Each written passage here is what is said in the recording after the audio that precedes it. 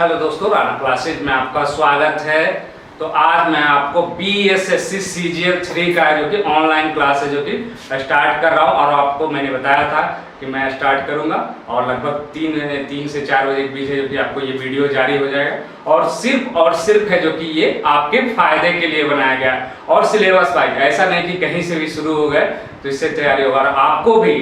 हमारी तरह अगर टॉप रैंकर्स में आना है और पूरी तरह प्री और मेंस के लेकर चलना है, ऐसा नहीं कि सिर्फ प्री को लेकर चलेंगे और मेंस को छोड़ देंगे तो फिर है जो कि परेशानी होती है। ये ऐसा पीटी मेंस नहीं होता है कि मेंस में जो कि सब दोनों में है जो कि सेम ही होता है, सिर्फ वहाँ पर हिंदी में है जो कि क्वालिफाइड मार्क्स रहता है। तो आपको आज ऐसे व्यक्ति से परिचय करवाता हूँ जो 32 रैंक BSSC CGL 3 से थे, फर्स्ट CGL 3 में। तो इनसे परिचय करवाता हूँ और इनका नाम है जो कि रघुवीर मंडल है, और ये जो है आपको आज भारत और उसके पड़ोसी देश के बारे में बताएंगे। और इन्होंने भी है जो कि इसी तरह का तैयारी किया है। जो आप सिलेबस देखते, बहुत सारे लोग अगर वो सिलेबस को देखते हैं तो ये मानते हैं कि वो सिलेबस में कुछ नहीं, कहीं से भी कुछ, लेकिन इन्होंने ऐसी तैयारी की उस सिलेबस के अनुसार ही। जिससे मान लीजिए मैथ में पढ़ना, चक्रवृद्धि ब्याज पढ़ना है या संख्या वाला पढ़ना, तो उसी अनुसार है जो कि इन्होंने पढ़ाई की। और BSSC CGL 3 में BSSC CGL 1 में जो कि 32 रैंक है जो कि आया है। तो आज जो है आपको ये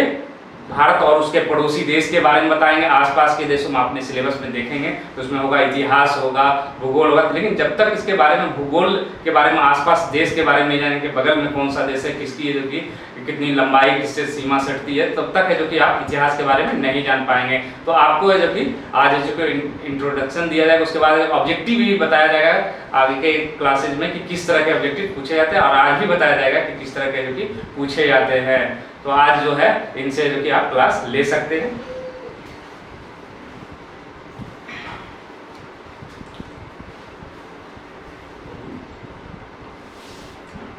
सबसे पहले हम लोग जब अध्ययन करेंगे भारत और उनके पड़ोसी मुल्क के संबंध में, तो इनमें जो है जो महत्वपूर्ण बातें हैं उनको याद रखना है एग्जामिनेशन के दृष्टिकोण से, और समझने के लिए जो महत्वपूर्ण नहीं भी है उस एस्पेक्ट को भी जो है अध्ययन करना है। और उन सभी बातों को बिल्कुल नहीं भूलना है जो कि परीक्षा के दृष्टिकोण से बहुत ही महत्वपूर्ण है। तो सबसे पहले हम लोग चलते हैं कि जो भारत है, उनके जो पड़ोसी मुल्क है वह कौन कौन सा है, उसका लोकेशन किस जगह है, और जो है फिर उसके जो है इतिहास के बारे में हम लोग अलग अलग जो देश है जो हमारे पड़ोसी मुल्क होंगे उसके बारे में फिर पॉइंट वाइज जो है हम लोग स्टडी करेंगे। जैसे आपके पड़ोसी मुल्क हो गए पाकिस्तान, श्रीलंका हो गए, बांग्लादेश हो गए, म्यांमार हो गए, चाइना हो गए, भूटान हो गए, नेपाल हो गए, अफगानिस्तान हो गए। इन सभी देशों के इतिहास जब पढ़ेंगे तो इतिहास तो बहुत बड़ी होगी इनकी इतिहास, लेकिन उतनी बात याद नहीं रखना है क्योंकि आपके एग्जामिनेशन में जो भारत और पड़ोसी मुल्क से है उससे 2 या 3 प्रश्न से पूछे जा सकते हैं, या बहुत होगा तो 4 प्रश्न पूछे जाएंगे।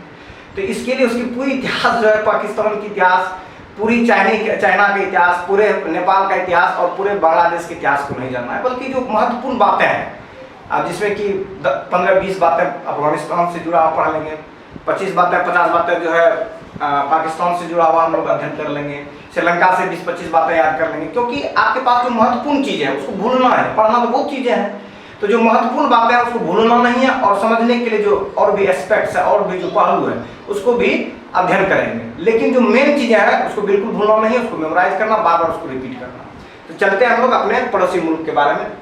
पहले जाने। हमारा जो पड़ोसी मुल्क है वो कहाँ, ये जो देख रहे हैं आप, ये जो मैप है, इस मैप में आप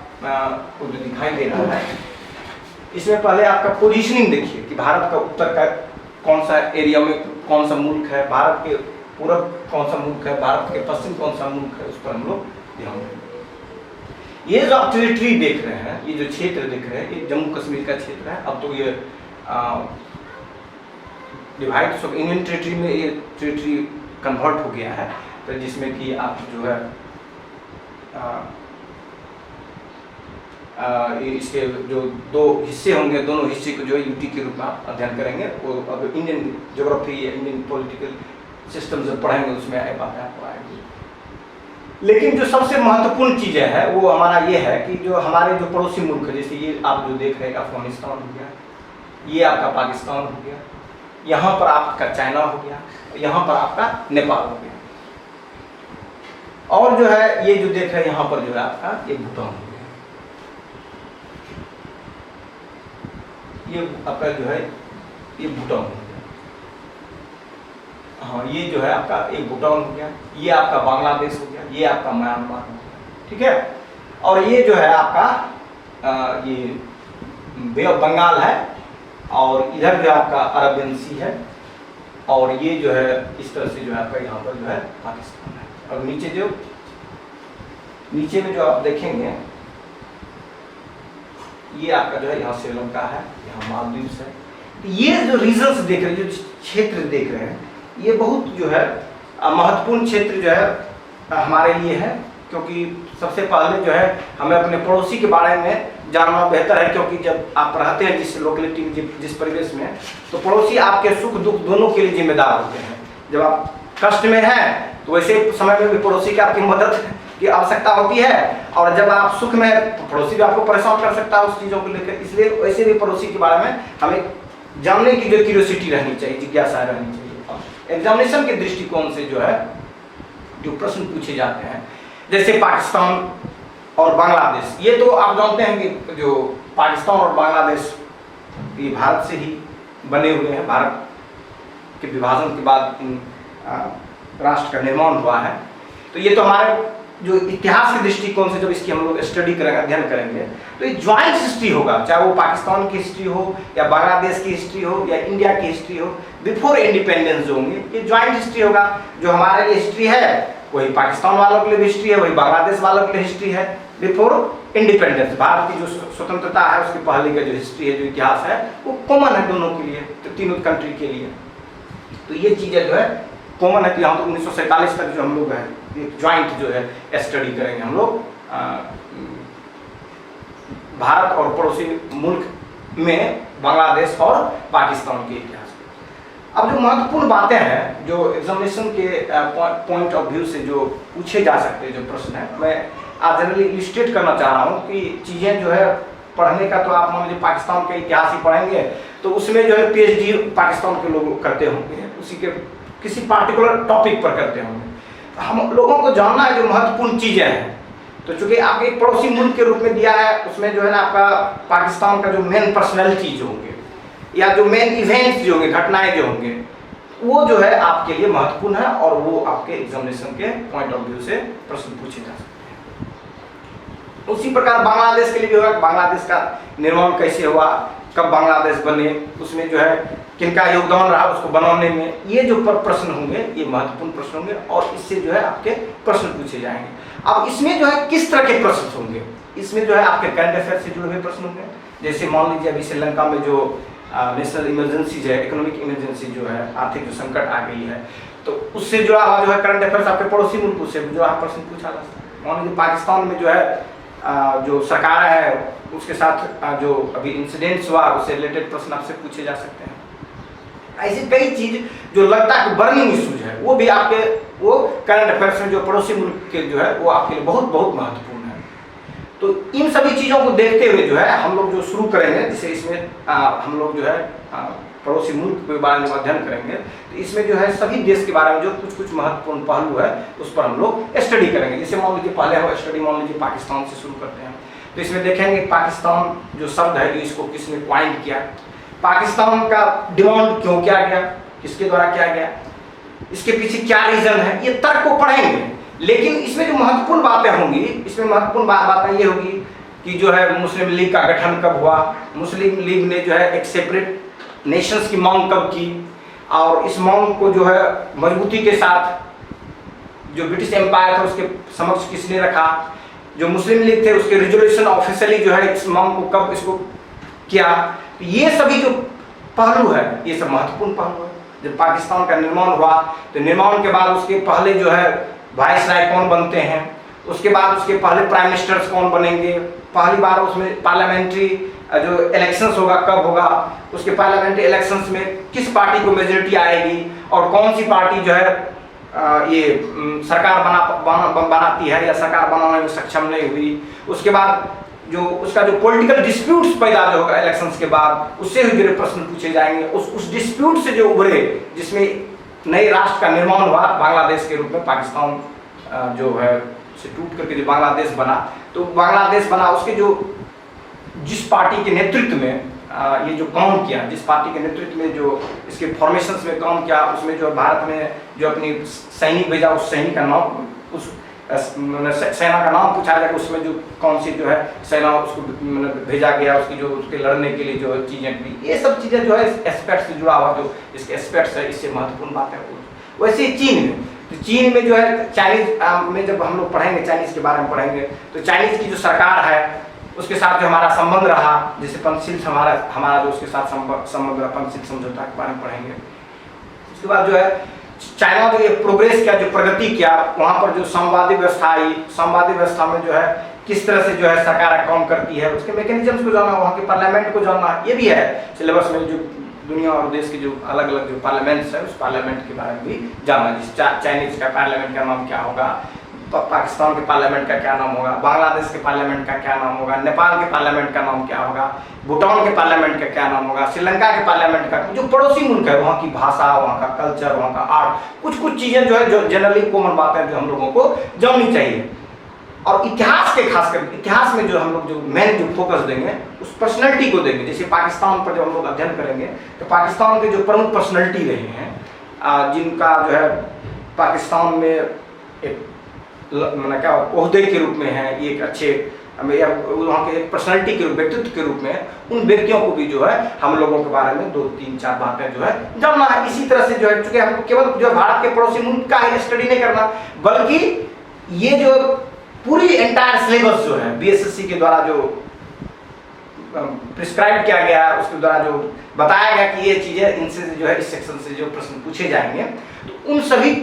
का जो है पहलू को हम लोगों को याद रखना है, ताकि एग्जामिनेशंस में हम लोग बहुत अच्छा कर पाएँ और ज़्यादा से ज़्यादा हम लोग स्कोर कर पाएँ। क्योंकि जनरली अब आपको मैंने सिंपल से बताया, किसी भी टॉपिक में बहुत ज़्यादा अध्ययन करने से जो है आपका क्या होगा, वो पार्टिकुलर टॉपिक बहुत स्ट्रॉन्ग हो जाएगा, लेकिन उससे प्रश्न कितने पूछे जाएंगे, उससे प्रश्न बहुत कम पूछे जाएंगे, और जहाँ जो प्रश्न पूछने वाले जो एरियाज है उसको आप टच ही नहीं कर पाएंगे, उसको आप जान ही नहीं पाएंगे। ऐसी परिस्थिति में आपके लिए जो है दिक्कतें हो सकती है कि एग्जाम में आप बहुत बेस्ट परफॉर्म नहीं कर। किसी तरह से आप अगर क्वालिफाई भी कर गए तो उसमें जो है जो टॉप लेवल का जो सर्विस है वो आपको नहीं मिल पाएगा। इसलिए इन चीज़ों को ध्यान देना कि कौन सी प्रश्न आने की संभावना है, और उस संभावित प्रश्न को जो है कभी भूलना ही नहीं है, उसको बार बार रिवाइज करना, रिपीट करना उस चीज़ों को, और उसको याद रखना है। जैसे अभी मान लीजिए कोई टॉपिक आपको पढ़ा दी, वो अभी आपको याद रहेगा, प्रैक्टिस कर लेंगे तो कुछ दिन तक और याद रहेगा, लेकिन जब तक उसको बार फ्रीक्वेंटली जब तक रिवाइज नहीं करेंगे, एग्जामिनेशन के पहले जो आपके 10 दिन 15 दिन जो होंगे उसमें आप फिर से उसको सबको संस्मरण नहीं करेंगे, अपने उसको याद नहीं करेंगे, आप उसको प्रैक्टिस उसमें नहीं करेंगे, तो आपको हो सकता है कि वहाँ पर आप स्किप कर जाएं वहाँ पर एग्जाम में, और आपको बहुत ज़्यादा कॉम्प्लिकेटेड और जटिल जो है बीएसएससी में प्रश्न नहीं पूछते हैं, जैसा कि यूपीएससी के अलग अलग एग्जाम से हो गया, सीडीएस हो गया, एनडीए हो गया, सिविल सर्विसेज हो गया। तो उसमें जो क्वेश्चंस के जो पैटर्न्स होते हैं, वो पैटर्न्स केवल जो है वो इंफॉर्मेटिव और फैक्ट्स बेस्ड नहीं होते हैं, बल्कि उसमें कंसेप्ट बेस्ड भी प्रश्न पूछे जाते हैं। तो वैसा प्रश्न जो है आपके बीएसएससी में नहीं रहेंगे, बल्कि वो ज़्यादा वो इंफॉर्मेटिक्स होगा, और उसी में से जो कुछ कंसेप्ट बेस्ड होंगे, जैसे एजर्शंस, रीजन्स हो गया, या आपका जो है स्टेटमेंट जो है, स्टेटमेंट एक, स्टेटमेंट दो, कथन एक, कथन दो, और उपरोक्त में दोनों कथन सही है, एक कथन सही, इस तरह से जो यूपीएससी में पूछे जाते हैं प्रश्न, इसकी संख्या बहुत कम होती है इसमें। हाँ, लेकिन आपको जो है जब आप अपने पड़ोसी मुल्क के बारे में जब स्टडी कर लेंगे, अध्ययन कर लेंगे, तो आपको जो यूपीएससी के द्वारा अलग अलग एग्जामिनेशंस में जो प्रश्न पूछे गए, जो प्रीवियस ईयर के प्रश्न हैं, उस प्रश्न को जो है आपको एक बार जो है देख लेना होगा कि कौन कौन सी महत्वपूर्ण प्रश्न जो है जो हमारे पड़ोसी मुल्क से जुड़े हुए हैं वो पूछे जाते हैं। जैसे विज्ञान का जो प्रश्न है उसमें भी जो महत्वपूर्ण प्रश्न है वो कौन कौन से पूछे जाते हैं, ये सब एग्जामिनेशन का नकल भी करते हैं। जो बोर्ड रहते हैं, जो नीचे के सबऑर्डिनेट बोर्ड जो हो गया, चाहे यूपी का हो, बिहार का हो, झारखंड का हो, और भी अदर स्टेट के जो सबऑर्डिनेट बोर्ड होते हैं, वो जनरली जो है संघ लोक सेवा आयोग द्वारा जो आयोजित की जाती है परीक्षा, उसके कुछ प्रश्न जो होते हैं वो जो है जनरली उद्धृत होकर के उसमें एज इट इज जो है डाल देते हैं। इसलिए करके जो है इन सभी प्रश्न का भी जो वेबसाइट्स है उसमें भी प्रीवियस ईयर का जो क्वेश्चन है वो दिए रहते हैं, उससे भी आप हेल्प लेकर के आप देख सकते हो। अब देखिए, जैसे अब हम लोग बात करेंगे पाकिस्तान का। जब पाकिस्तान का बात करेंगे तो उसमें जो है पाकिस्तान का जब बात करेंगे तो उसमें इंक्लूडेड बांग्लादेश होगा जब तक बांग्लादेश बन नहीं गया है। तो ये जब तक बांग्लादेश नहीं बन गया है तो इंक्लूडेड बात होगा। अब पाकिस्तान जो है बना कैसे, उसके पीछे क्या रीजन हुआ, एक लॉजिक है, तर्क है कि वो लोगों ने अपने बीच में, लोगों के बीच में बताया कि भाई इसके पीछे ये लॉजिक है, ये रीजंस है जिससे पाकिस्तान जो है बना, या उसके बनने के पीछे जो ब्रिटिश थे उसके समक्ष में जो है अपना प्रेजेंटेशन जो दिया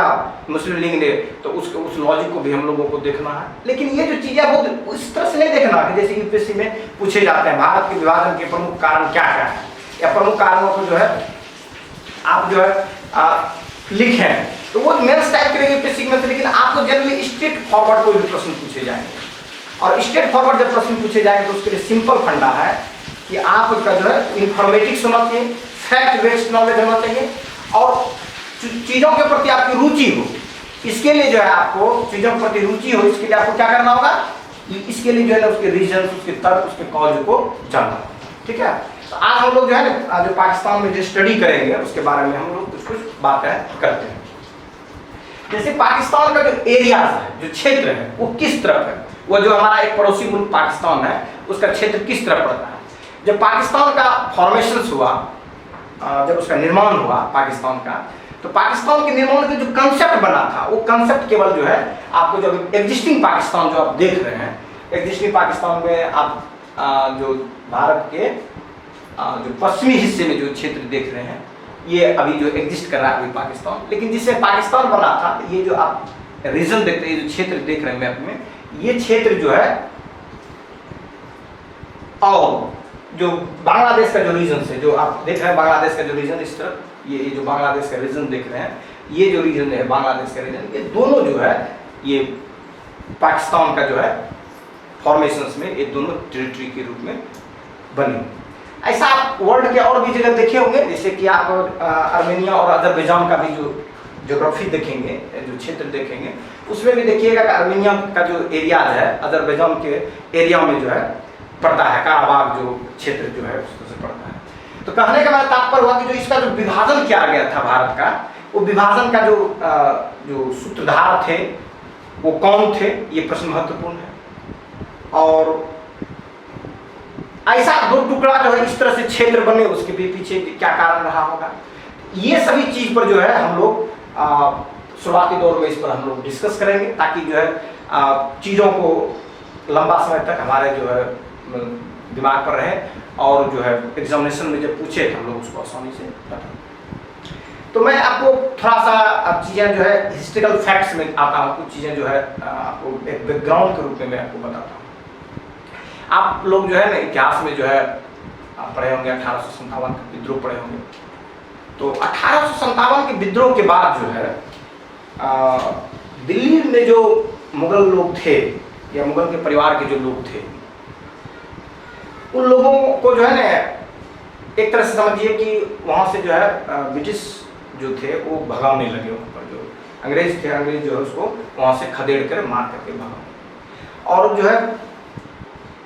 अंग्रेज जो है मुस्लिम्स को जो है वो धीरे धीरे जो है वो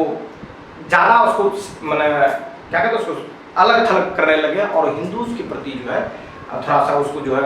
एडमिनिस्ट्रेशन या और भी चीज़ों में उसके प्रति झुकाव करना शुरू कर। ये 1857 के बाद जो है इस तरह की चीज़ें को आपको देखने को मिलेगा। तो उसके बाद जो है फिर जो है आप इसी का जो है आप 1857 जैसे विद्रोह दोबारा नहीं हो, इसीलिए आप पढ़ेंगे इंडियन नेशनल कांग्रेस का फॉर्मेशन होगा, और उस कांग्रेस के जो आईएनसी का जो फॉर्मेशन होगा, उस फॉर्मेशन में जो है नॉन मुस्लिम्स की मेजोरिटी जाती रहती है, क्योंकि सत्ता जो है,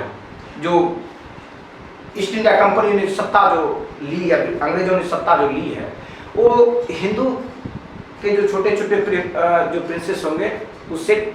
लिए है, ये बात है। लेकिन जो मेन जो हिंदुस्तान जो जिनके हाथों में था वो मुगल के हाथों में था। जो भारत की जो लार्ज टेरिटरी थी, वो लार्ज टेरिटरी किसके हाथों में, तो मुगल के हाथों में था। तो मुगल मुस्लिम्स थे, तो मुस्लिम्स के हाथों में था। तो मुस्लिम के हाथों से जो सत्ता जो सत्ता को जो अंग्रेजों ने जो लिया, तो ये चीज़ जो है ना, ये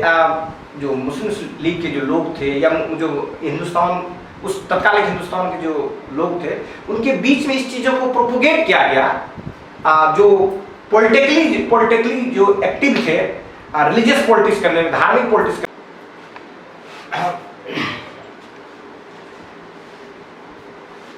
तो धीरे धीरे जो चीज़ें जो है वो शिफ्टिंग्स होते जा रही थी। जो लोग रिलीजियसली पॉलिटिकली जो चाहते थे कि हमारा जो लोग जो हो वो एडमिनिस्ट्रेशन में पार्ट हो, और इसी के चीज़ को मद्दे रखते हुए अपने मद्दे रखते हुए जो है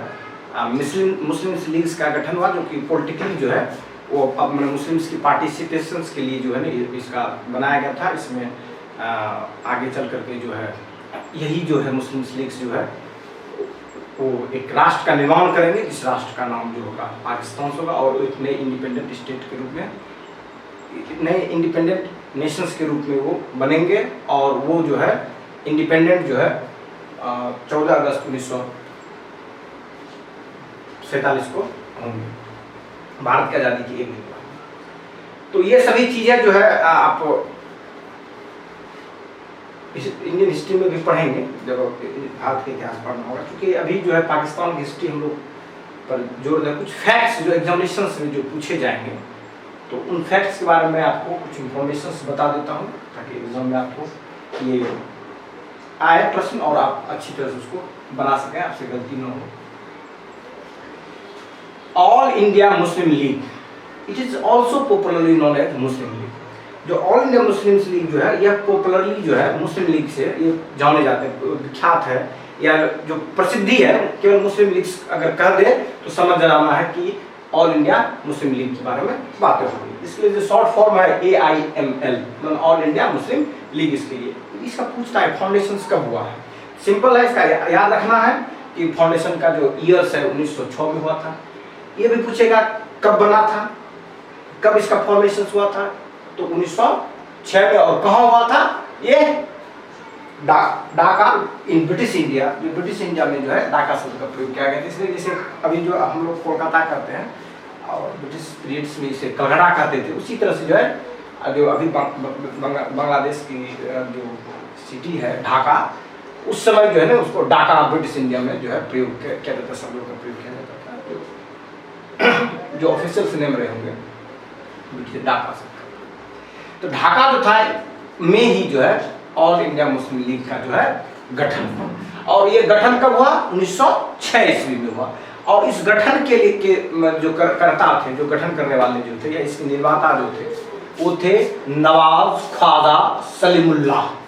नवाब ख्वाजा सलीमुल्लाह, इन्हीं के जो है द्वारा जो है ऑल इंडिया मुस्लिम लीग का निर्माण किया। एग्जामिनेशन के पॉइंट ऑफ दृष्टि से ये जो है बहुत महत्वपूर्ण है। आपके एक प्रश्न एग्जामिनेशन में बिल्कुल होने की संभावना है। उसका फर्स्ट सेशन जो है मुस्लिम लीग का जो है कराची में होता है 1907 में। फर्स्ट सेशन, प्रथम अधिवेशन जो है इसका 1907 में प्रथम अधिवेशन कराची में होता है। ये भी पूछा जा सकता है, लेकिन बहुत महत्वपूर्ण ये बात है नहीं है। 1913, ये 1913 ईस्वी जो है, इस ईस्वी में जो है मोहम्मद अली जिन्ना मुस्लिम लीग में शामिल होते, ज्वाइन करते हैं 1913 में मोहम्मद अली जिन्ना। उसके बाद जो है इसके लिए टाइम लाइन्स है, जो मुस्लिम लीग के लिए जो महत्वपूर्ण टाइम लाइन्स है, वो टाइम लाइन्स में अगली जो कड़ी आती है 1916 की आती है। और 1916 में जो है लखनऊ पैक्ट होता है। और ये लखनऊ पैक्ट जो होंगे वो INC और AIML, INC हो गया इंडियन नेशनल कांग्रेस और AIML ऑल इंडिया मुस्लिम लीग्स के बीच में जो है जो प्रोविंशियल जो इलेक्शंस होंगे, उस इलेक्शंस में जो प्रांतीय जो चुनाव होंगे, उस चुनाव में जो है जो माइनॉरिटीज लोग होंगे, उस माइनॉरिटीज लोग के लिए रिप्रेजेंटेशन हो, उसके लिए ये पैक्ट किया गया था। और इस पर विस्तृत रूप से हम लोग जानकारी जब इंडियन नेशनल मूवमेंट पढ़ेंगे तो उसमें इस चीज़ों के बारे में हम लोग और फोकस डालेंगे। एक्चुअली भी तो हम लोगों को पाकिस्तान के हिस्ट्री के बारे में पढ़ना है, इसलिए करके उस पर विशेष रूप से ध्यान देना है। 1927 जो है यह टाइम लाइन जो है इस चीज़ के लिए जाने जाएंगे कि जो ज्वाइंट इलेक्टोरेट की बात जब होती है, उसी मुद्दे पर जो संयुक्त जो इलेक्टोरेट है उस मुद्दे पर जो है उसके रिगार्डिंग में जो है जो ये मुस्लिम लीग है वो दो फैक्शंस में बट जाते हैं, दो फैक्शंस में बट जाएंगे। उसके बाद अगला जो कड़ी है वो कड़ी है आपका 1930 का। और ये जो है बहुत महत्वपूर्ण बातें हैं, this is very very important. ये जो इसलिए इम्पोर्टेंट है कि यहाँ पर जो है सर मोहम्मद इकबाल साहब जो हैं, या मोहम्मद इकबाल साहब भी इसके जनरली लोग बोलते हैं या मोहम्मद इकबाल बोलते हैं, तो सर मोहम्मद इकबाल जो थे, इन्होंने जो है पहली बार जो है टू नेशन थ्योरी का जो है ये अपने लेक्चर्स में, एड्रेस में, जब इलाहाबाद में जब ये अधिवेशन जब चालू हो रहा था, उसी अधिवेशन में इलाहाबाद मुस्लिम लीग की 21वीं अधिवेशन जो इलाहाबाद में हुई, उसी अधिवेशन में उन्होंने जो एड्रेस किया, उन्होंने जो लेक्चर्स दिया, उस लेक्चर्स में उन्होंने जो है TNT, इसको सब जो है मतलब क्या करते हैं, इसको रखने का तरीका है, T से हो गया टू, N से हो गया नेशन, T से हो गया थ्योरी, तो टू नेशंस थ्योरी जो है, two nations theory TNT, two nations theory, ये जो दो राष्ट्र सिद्धांत का जो है प्रतिपादन जो है 1930 में मोहम्मद इकबाल साहब ने इलाहाबाद में अपने दिए गए जो लेक्चर्स थे, उस अधिवेशन में जो दिए गए लेक्चर्स थे, जो उसी में उन्होंने इसका प्रोपोगेशन किया। ये महत्वपूर्ण बातें बार पूछे जाते हैं और एग्जामिनेशन के पॉइंट ऑफ दृष्टि से। तो 1930 में सर इकबाल साहब ने जो है टू नेशंस का जो सिद्धांत जो है अपने लेक्चर्स में, जो इलाहाबाद एड्रेस है या इलाहाबाद का जो भाषण था, उसी भाषण में उन्होंने उसको इलाहाबाद एड्रेस के रूप में जाने जाते हैं, उसी इलाहाबाद के जो लेक्चर थे, उसी के जो भाषण थे, उसी भाषण में उन्होंने जो टू नेशंस थ्योरी के बारे में प्रोपोगेट किया। और इसी में बताया था कि जो इन्होंने जो अपना ओपिनियंस दिया था, जो व्यू दिया था कि जो नॉर्दर्न पार्ट होंगे इंडिया का, जो नॉर्थ वेस्टर्न पार्ट जो हिस्सा, जैसे आपको जम्मू कश्मीर, जैसे आपको ये पंजाब का एरिया हो गया, आपका सिंध का एरिया हो गया, नॉर्थ वेस्टर्न फ्रंटियर हो गया, तो इस एरिया के बारे में जो है इन्होंने जो है इस तरह के जो रीजन होंगे, जो क्षेत्र होंगे, इसी क्षेत्र के लिए इन्होंने जो है टू नेशंस थ्योरी, तो वहाँ पर जो बनेंगे, जो राष्ट्र नायक जो बनेंगे, वो इस टेरिटरी को लेकर के जो है उसको बनाना था। लेकिन जस्ट उसके बाद जो है जो कैम्ब्रिज यूनिवर्सिटी में जो पढ़ने वाले एक स्टूडेंट रहते हैं चौधरी रहमत अली, और उनके जो तीन जो है कैम्ब्रिज की जो उसके कलीग जो रहते हैं, तीन कैम्ब्रिज के कलीग जो उसके साथ ही कॉलेज में जो पढ़ते हैं, वो पॉइंट करते हैं एक शब्द जिसका नाम है पाकिस्तान। तो ये जो पाकिस्तान एक पंपलेट जो जनरली आजकल देखते हो, जो कोचिंग इंस्टीट्यूशंस है या और भी चीज़ें जो प्रचार प्रसार करने के लिए जो पंपलेट लोग बनाते हैं, तो देखेंगे आप जो अपना लिख देंगे कि यहाँ आए, पढ़ें, फलना चीज़ करें, आप सफलता की 100% गारंटी, इस तरह से जो चीज़ें लिखी रहती है, जो पंपलेट आप देखते हैं, उसी प्रकार पंपलेट में इन्होंने जो है इस शब्द को जो है मतलब लिखा था, उसमें जो है उसी पंपलेट में नो और नेवर, उसी में जो है पाकिस्तान शब्द का कि नो और नेवर, जो उस पंपलेट का जो स्लोगन्स था, no never are we to leave or perish forever, इसी तरह का जो है उन्होंने स्लोगन्स दिया था, जिसको नारा करते हैं। तो उसी में जो है ये पाकिस्तान जो है शब्द को उन्होंने पॉइंट किया था। ऐसे और भी शब्द थे जो उन्होंने जो मुस्लिम्स के होमलैंड्स की, मुस्लिम मेजॉरिटी की होमलैंड की जो उन्होंने जो बातें की, या जो उन्होंने जो चीज़ों को जो मतलब लोगों के बीच में प्रसारित किया कैम्ब्रिज में रह करके, तो वो था, और वो था वो बंग ए इस्लामिया और उस्मानिस्तान, बंग ए इस्लाम और था उस्मानिस्तान। जो उस्मानिस्तान जो है यह जो अभी हमारा जो हैदराबाद और दक्कन के जो रीजन्स है, उस रीजन्स के लिए उन्होंने जो मुस्लिम होमलैंड की जो बातें करते थे उसके लिए किए थे। उसके बाद फिर जो है बंग ए इस्लाम, जो बांग्लादेश, ये जो बंगाल के जो एरिया जो है, जो टेरिटरी है, उस टेरिटरी में जो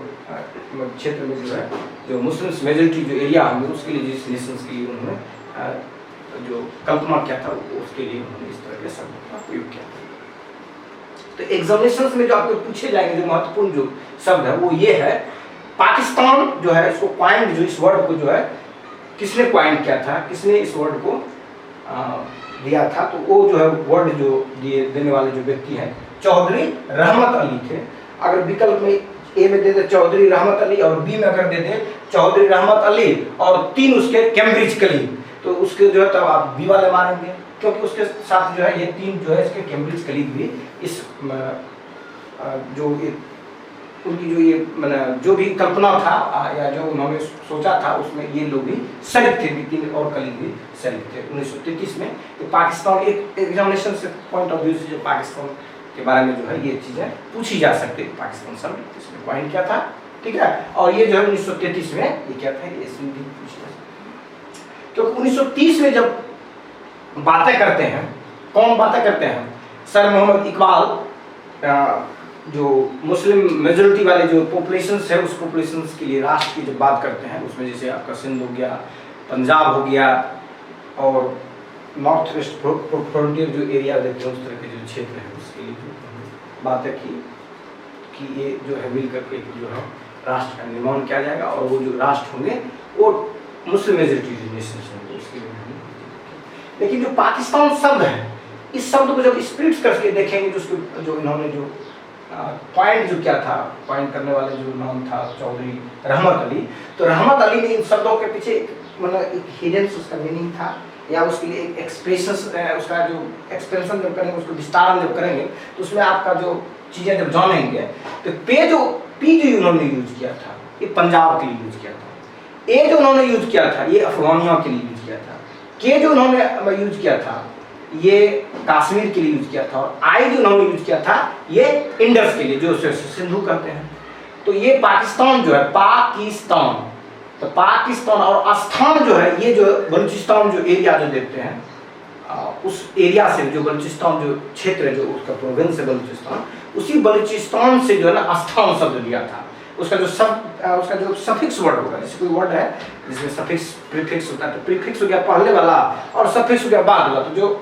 बलूचिस्तान का जो बलूच लोगों का जो स्थान था, तो बलूच को छोड़ करके स्थान शब्द वहां से ले लिया, तो ये स्थान एसटीएन स्थान उधर से आ गया और ये जो पी से हो गया आपका पंजाब, ए से अफगानिया, अफगानिया मतलब नॉर्थ वेस्ट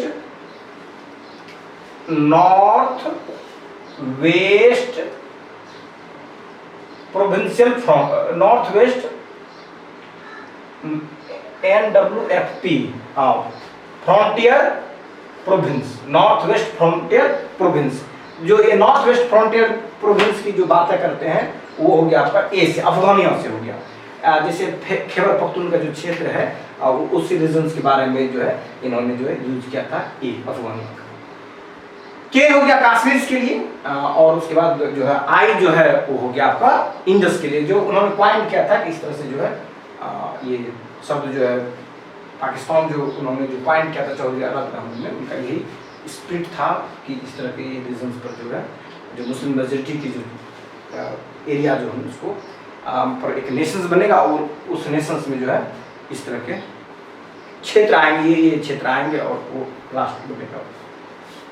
ये जो थे चौधरी रहमत अली, ये बहुत महत्वपूर्ण है, प्रश्न पूछे जाएंगे चौधरी रहमत अली के बारे में कि पाकिस्तान टर्म का शब्द पॉइंट किस। अगला जो है जो 1934 है, ये बहुत महत्वपूर्ण नहीं है लेकिन अब जान जाइए कि ये मुस्लिम लीग जो स्प्लिट हुआ था, जो डिवाइड हुआ था, वो फिर मर्ज हो जाते हैं 1934 में। उसके बाद 1940, ये बहुत महत्वपूर्ण चीज़ है, ये जो है लाहौर रेजोल्यूशन के रूप में ये जाने जाएंगे। 1940 मुस्लिम लीग के लिए जो है ये बहुत बड़ा था, क्योंकि डॉक्यूमेंट्री रूप से जो है ये मुस्लिम लीग्स ने जो है एक रेजोल्यूशन पारित किया था जिसमें कि पाकिस्तान का डिमांड था। तो ब्रिटिश के समय में उन्होंने अपने जो डॉक्यूमेंट्स था उस डॉक्यूमेंट्स में इन्होंने रेजोल्यूशन दिया, संकल्प लिया जो है पाकिस्तान का हम निर्माण करेंगे, बनाएंगे और पाकिस्तान एक इंडिपेंडेंट स्टेट नेशंस के रूप में हमें दिया जाए। और वो जो है सक्सेस भी हुए, क्योंकि 14 अगस्त 1947 को जो है पाकिस्तान का निर्माण हो जाता है, आज़ाद हो जाएगा निर्माण। और 1943 जो है ये जो है मुस्लिम लीग का जो है लास्ट सेशन था और ये लास्ट सेशन कराची में होता है और ये मोहम्मद अली जिन्ना के नेतृत्व में होता है लास्ट सेशन। तो ये 14 अगस्त 1947 को जो है पाकिस्तान एग्जिस्टेंस में आ जाएगा, एक नेशंस के रूप में, एक राष्ट्र के रूप में आ जाएगा और उस दिन ये आज़ाद होंगे और आज़ाद होने के बाद ये कॉमनवेल्थ के मेंबर बनेंगे। और यही इसी 14 अगस्त को जो ये मुस्लिम लीग था जिसके लिए इसको बनाया, ये जो है खत्म हो जाएंगे, डिसमिस हो जाएंगे। और इसके बाद इस जो पाकिस्तान में ढेर सारी जो पॉलिटिकल पार्टियाँ देख रहे हैं तो उनमें से जो पुरानी पार्टियाँ हैं इसी के नाम पर जो है बाद में अलग अलग बनती है, बांग्लादेश में हो या इंडिया में भी जो अलग अलग जो है पार्टी सब है, लेकिन ये जो है आज़ादी के बाद ये कम्प्लीटली क्लोज हो गया। ये जो आपका टाइम लाइन था मुस्लिम लीग और पाकिस्तान के निर्माण में, आपको मैंने बता दें एग्जामिनेशन के पॉइंट ऑफ व्यू से 2-3 बातें बहुत महत्वपूर्ण है। पहला हो गया कि ऑल इंडिया मुस्लिम लीग का गठन कब हुआ, किसने किया, कहाँ हुआ, ठीक है। उसके बाद आपके लिए महत्वपूर्ण हो जाएगा ये क्या कहते हैं 1930 जो है 1930 का जो है सर मोहम्मद इकबाल साहब ने जो इलाहाबाद एड्रेस दिया था, वहीं पर जो है टू नेशन थ्योरी का जो उन्होंने प्रोपोगेट किया था, उसमें जो था कि मुस्लिम डोमिनेंट जो है राष्ट्र बने उसके लिए, ठीक है। उसके बाद फिर आगे हम लोग जब जाएंगे 1933 में, ये भी बहुत महत्वपूर्ण है कि जो फर्स्ट टाइम जो है इन्होंने जो पॉइंट किया था वर्ड पाकिस्तान शब्द को, तो ये जो है पाकिस्तान शब्द पॉइंट है, ये महत्वपूर्ण है। इसके अंदर वाला जो चीज़ है ये मैंने आपको ऐसे बता दिया चूँकि इंटरेस्टिंग के लिए कि उन्होंने जो इस शब्द का निर्माण किया था, और उसी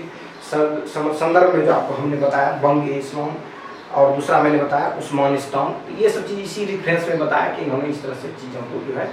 मैंने पढ़ने के लिए गए थे कैम्ब्रिज में, तो अपने दोस्तों के साथ इस तरह से इन्होंने पॉइंट किया। तो राष्ट्र का जो स्प्लिटिंग हुआ यह दुखद था, दुखद है, क्योंकि जो हमारा नेशंस था, अगर ये इतने बड़े राष्ट्र अगर बने रहते तो वो दुनिया में बहुत और पावरफुल हम लोग रहते, क्योंकि अभी जो हम अपने